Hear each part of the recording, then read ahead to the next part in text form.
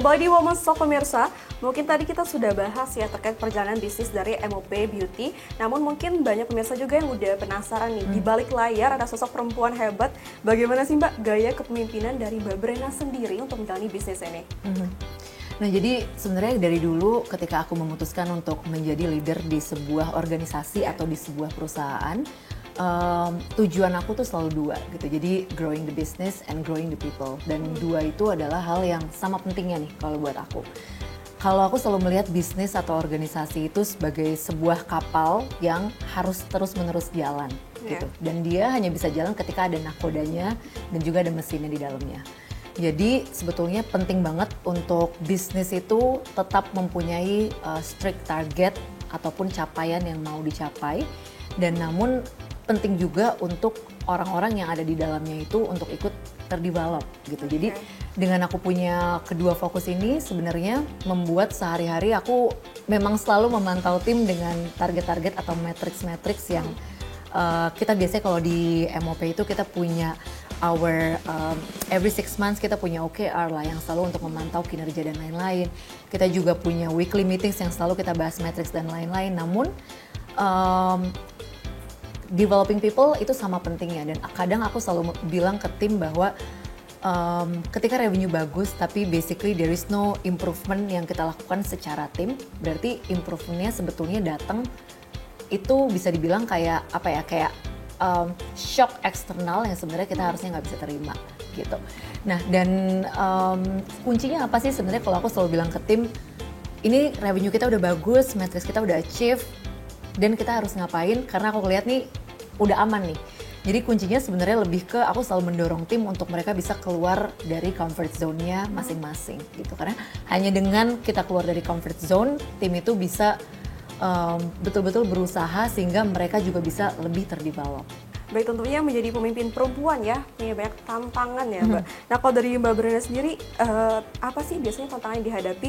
Atau Mbak Brena punya pengalaman pribadi nih terkait tantangan di dunia kepemimpinan sebagai perempuan? Iya, kalau secara pengalaman pribadi aku merasa beruntung sekali karena lingkungan kerja aku mostly itu meskipun leadersnya banyakan laki-laki, tapi tidak pernah membuat aku merasa challenge atau terintimidasi dalam hal tersebut gitu. Mungkin kadang aku hanya merasa overwhelmed ketika aku meeting dengan CEO aku yang laki-laki, partners dari luar yang laki-laki semua dan mereka udah very mature, itu mungkin aku ngerasa overwhelmed, tapi again menurut aku itu nggak ada kaitannya dengan intimidasi gitu. Jadi itu aja sih, aku ngeliatnya ini benar-benar heavily tied to environment.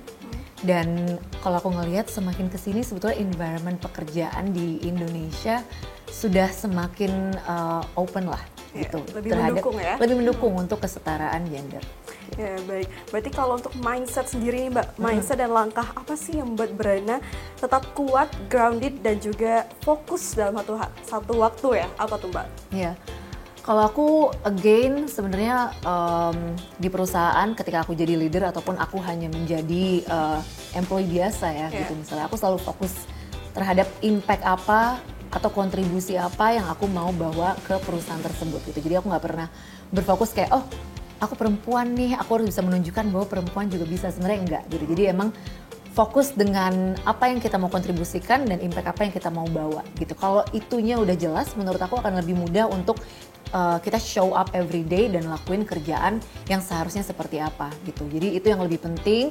Gimana sebenarnya kalau dibilang poin-poinnya itu setiap hari kalau kita udah tahu goalsnya apa, kita bisa datang dengan be prepared dan konsisten gitu. Jadi betul-betul kayak we know what we bring to the table, what we bring to every meeting, dan selalu consistently delivering results gitu. Jadi nggak cuma kayak terlalu banyak speak up, tapi basically resultsnya nggak ada, tapi bisa lebih delivering results yang lebih kelihatan lagi gitu.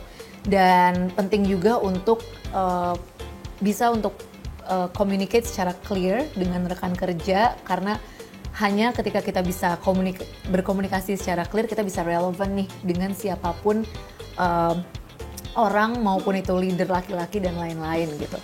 Dan yang terakhir penting juga untuk saling support, build mutual respect, dan relevan itu tadi. Baik, luar biasa sekali ya Mbak. Namun kan kebanyakan ya perempuan di Indonesia ini kadang merasa perlu menjadi superwoman ya. Selain di karir, kita juga harus menyeimbangkan waktu untuk keluarga ya. Nah kalau Mbak Brenda sendiri bagaimana tuh cara menjaga keseimbangan antara keluarga dan juga karir? Ya, jadi ini hal yang baru aku pelajarin sekitar tiga tahun yang lalu lah, gitu. Jadi 3 tahun yang lalu, anakku kan sekarang umurnya 5 tahun, tapi dari 3 tahun yang lalu aku mulai cari-cari nih, ini sebenarnya strategi yang paling oke itu seperti apa sih untuk penyeimbangan ini. Kalau dulu kita sering dengar work-life balance gitu, tapi kalau sekarang aku lebih suka untuk mengaplikasikan work-life integration gitu. Jadi work-life integration itu sebenarnya gimana kita mencoba untuk mengharmonisasikan pekerjaan dan keluarga, gimana rutinitasnya bisa dibikin lebih fleksibel berdasarkan priority. Gitu. Jadi kalau misalnya ada priority yang mendesak dari kantor, aku sebisa mungkin mencoba mengkomunikasikan ke anak. Maaf banget nih, mami misalnya kayak Sabtu ini ada kerjaan, kamu ikut aja yuk gitu. Kadang aku juga sering nih bawa anakku ke acara-acara kantor kalau misalnya itu di weekend atau bahkan di after office hours.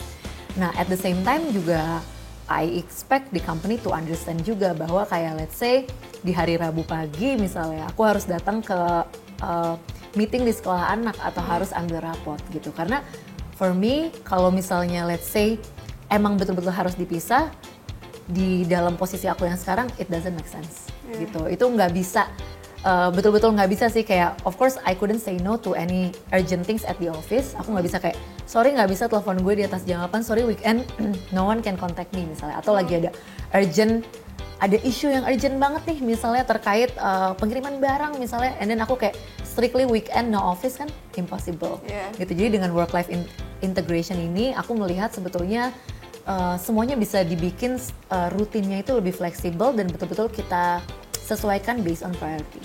Baik, berarti work-life integration tadi ya, integration untuk menjaga keseimbangan itu tadi. Nah, sebagai penutup nih Mbak, apa sih pesan inspiratif yang ingin Anda sampaikan mungkin kepada businesswoman di luar sana atau yang ingin baru memulai karirnya seorang Mbak?